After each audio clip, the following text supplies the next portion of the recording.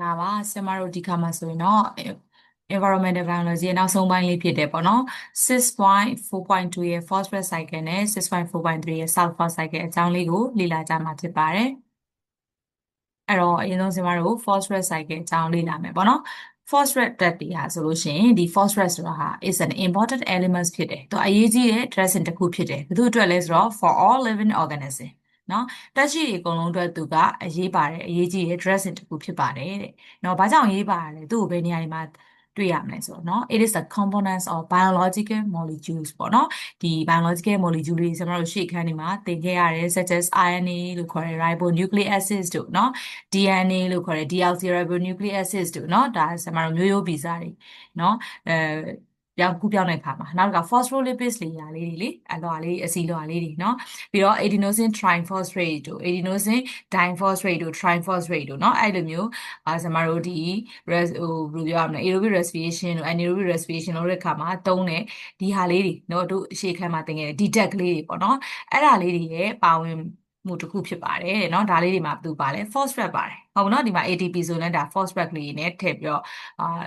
ဆက်သွယ်ပြီးတော့ဓာတ်တွေဖြစ်ပေါ်လာတာပေါ့เนาะအဲ့တော့ဒီ phosphate cycle ဆိုလို့ရှိရင်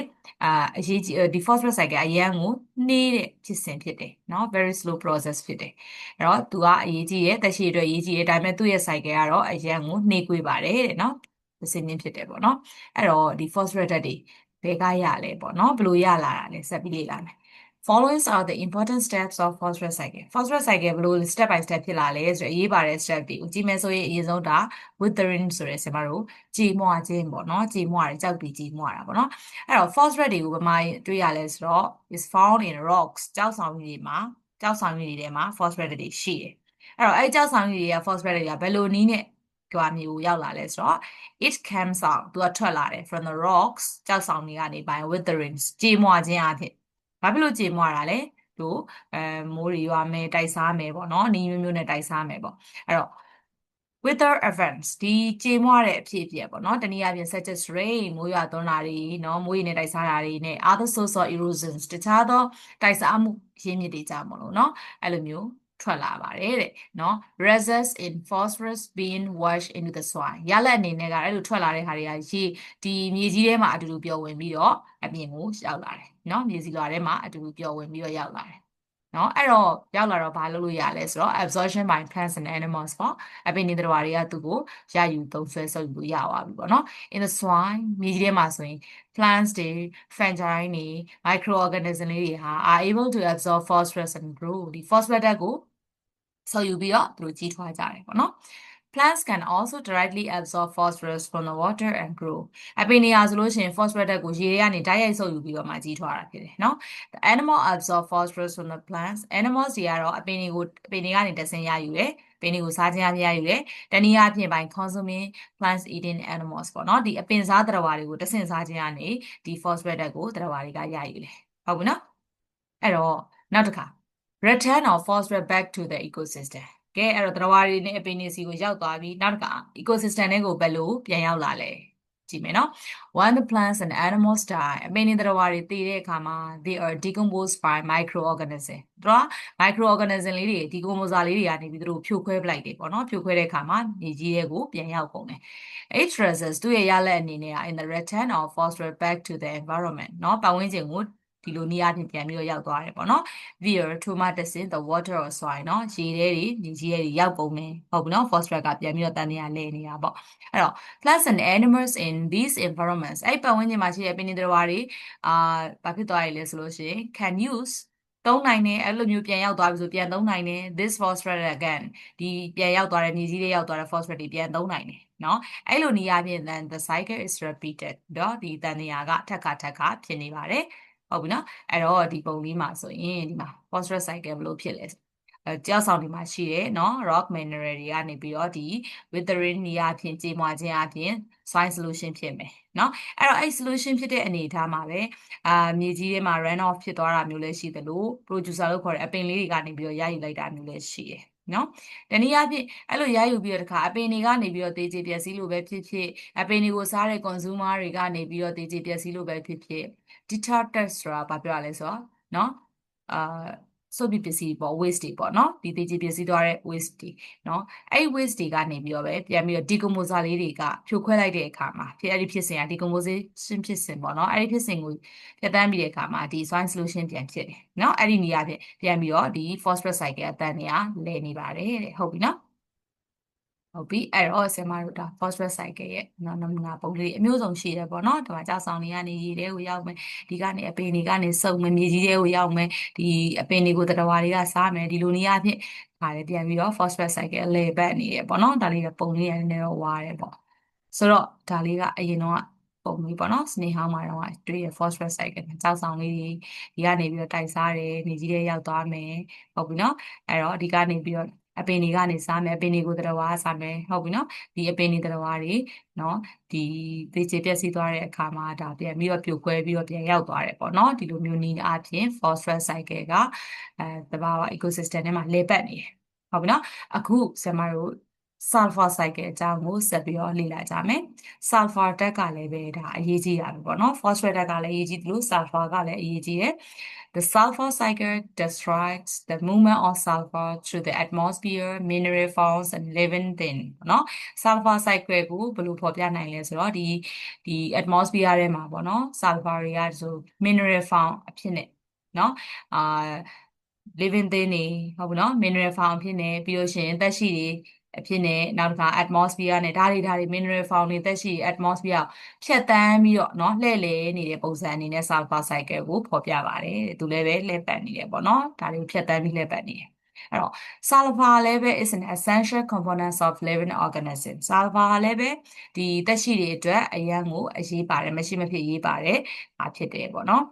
it is the constituent parts of many proteins and enzyme cofactors ပေါ့နော်များစွာသော protein တွေ enzyme cofactor တွေရဲ့အစိတ်အပိုင်းပါဝင်တဲ့အစိတ်အပိုင်းတွေတစ်ခုဖြစ်ပါတယ်တဲ့ sulfur လည်းပဲဟုတ်ပြီနော်ဆိုတော့ the majority of the earth sulfur is to ဘယ်မှာရှိရလဲဆိုတော့ underground in rock and minerals ပေါ့နော်ဆိုလိုတာကဘာမြေမျက်နှာပြင်ပေါ်မှာရှိတဲ့အဓိကเนาะ sulfur အများစုရှိတာကဘယ်နေရာမှာရှိရလဲဆိုတော့ဒီမြေကြီးမြေအောက်မှာရှိတဲ့ကျောက်ဆောင်တွေ mineral တွေဟုတ်ပြီเนาะအဲ့ဒီမှာ sulfur တွေတူလောင်ထားတယ်เนาะ when the rocks are wither ဒီကျောက်ဆောင်တွေခုနကလိုပဲဖြစ်သွားတဲ့အခါမှာလဲကြေမွတဲ့အခါမှာဟုတ်ပြီเนาะ the stored sulfur is released ဒီတူလောင်ထားတဲ့အထဲမှာတူလောင်ထားတဲ့ sulfur တွေထွက်လာတယ်နော်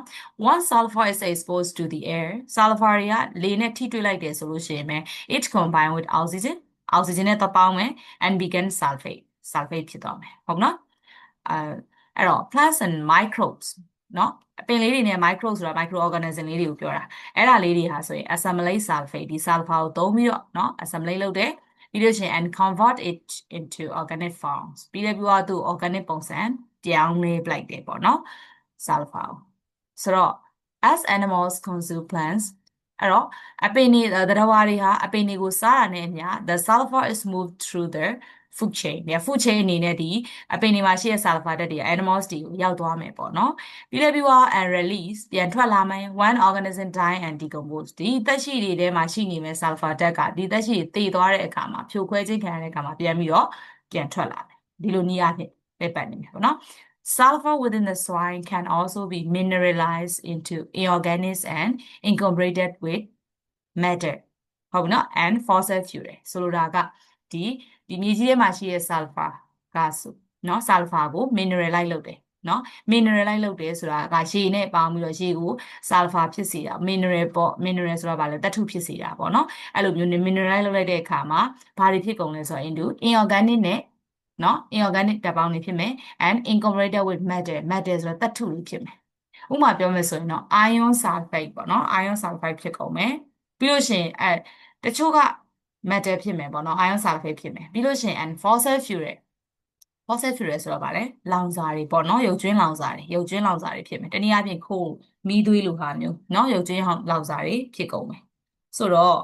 အဲ့တော့လောင်စာဆိုတဲ့အတွက်ဘာဖြစ်မလဲဆိုတော့လောင်ကျွမ်းမယ်ပေါ့နော်ဆင်မတို့လောင်စာဆိုတော့လောင်ကျွမ်းမယ်အဲ့တော့ fossil fuel တွေလောင်ကျွမ်းတဲ့အခါမှာနော်တနည်းအားဖြင့်အဲ့လိုမျိုးမှမဟုတ်ဘူးဆိုရင်နောက်တစ်မျိုး volcanic eruption ဆိုခေါ်တဲ့မီးတောင်တွေပေါက်ကွဲတဲ့အခါမှာနော်ဒီ sulfur တွေကထွက်လာမယ်ဘယ်ထဲကိုလဲ atmosphere တွေကိုထွက်လာမယ်ဘာအဖြစ်နဲ့ထွက်လာမလဲ sulfur dioxide တို့เนาะ hydrogen sulfide တို့အဲ့လိုအဖြစ်နဲ့အငွေ့ဟိုဘယ်လိုပြောရမလဲအမှုံအမွှားတွေဓာတ်ငွေ့အနေနဲ့ဒီလေထုတွေကိုပြန်ပြီးတော့ထွက်လာပါမယ်တဲ့ဟုတ်ပြီနော်အဲ့တော့တဖြည်းဖြည်းနဲ့ sulfur ဟာ eventually settle back to the earth เนาะမြေကြီးစီကိုပြန်ပြီးတော့တဖြည်းဖြည်းနဲ့မြေကြီးတွေကိုပြန်ရောက်သွားမယ် or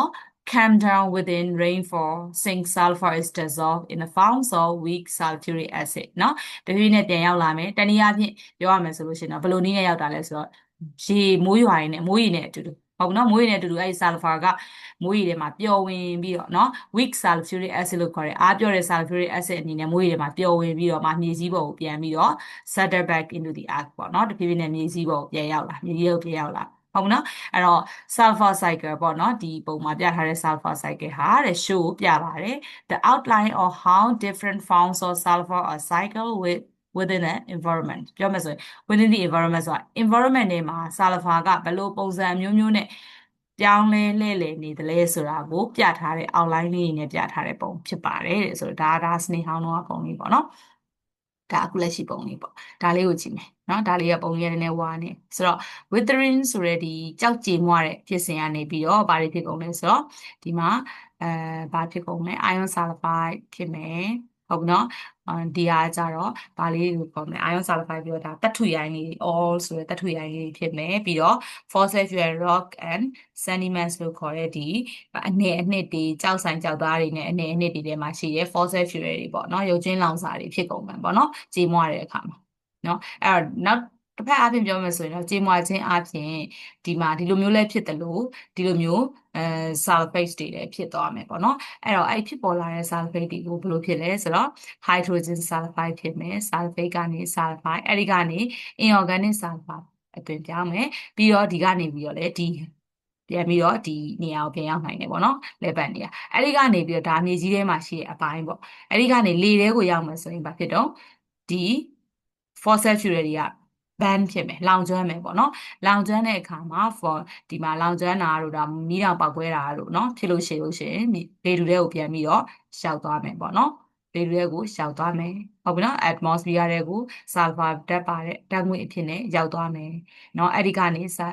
sulfate ဖြစ်မယ်ဒါလေထုဒီကနေပြန်ပြီးတော့ဒီကိုပြန်ပြီးတပတ်လေလာမယ်အဲ့ဒီမှာဂျားထဲမှာရှိနေမှာဘာတွေရှိနေမလဲဆိုတော့ဒီ organic sulfur เนาะအပင်လေးမှာရှိတဲ့ organic sulfur အဲ့ဒီအပင်ကိုတတဝါကစားတော့တတဝါထဲမှာ organic sulfur ရောက်မယ်ပေါ့เนาะအဲ့ဒီအပင်ရောတတဝါရောပြန်ပြီးတော့တေးကြေးပြန်စီးသွားတဲ့အခါမှာ decomposer တွေကเนาะဖြိုခွဲလိုက်တဲ့အခါမှာဘာတွေပြန်ဖြစ်မလဲဆိုတော့ hydrogen sulfide တွေပြန်ဖြစ်မယ်เนาะ decomposer ဒီ fungi တို့ bacteria တို့ကဖြိုခွဲတဲ့အခါမှာဒါလေးပြန်ဖြစ်မယ်ဒီလိုနည်းအားဖြင့် sulfur ကပုံစံအမျိုးမျိုးနဲ့เนาะ different forms of sulfur ဆိုတဲ့ပုံစံမျိုးနဲ့လဲလှယ်နေပါတယ်တဲ့ဒီ ecosystem ဒီစမတို့ပတ်ဝန်းကျင်ကြီးထဲမှာ environment ကြီးထဲမှာဟုတ်ပြီနော်ဆိုတော့ဒါကတော့ sulfur cycle ကိုဒါပြထားတဲ့ပုံလေးပေါ့နော်ပုံလေးကလည်းနည်းတော့ဝါနေတယ်ဟုတ်ပြီနော်အဲ့တော့စမတို့ဒါလေးကတော့စနစ်သစ်မှာဆိုရင်ဒါပြီးသွားပြီပေါ့နော်ဒီမှာရေးလိုက်လို့ရပြီဒါပေမဲ့နောက်ထပ်အနေနဲ့မူရစ်ဆေးအလွဲသုံးတဲ့ abuse of drug ဆိုတဲ့ဟာလေးကိုလည်းစနေဟောင်းမှာတော့ပါတယ်စနေသစ်မှာတော့မပါတော့ဘူးဆိုတော့လေဘူးတုဒအနေနဲ့ဆင်မထပ်ပြီးတော့တင်ပေးပါမယ်အခုတော့ဒီမှာပဲရက်လိုက်ပါမယ်လီလာသူအားလုံးအဆင်ပြေကြပါစေ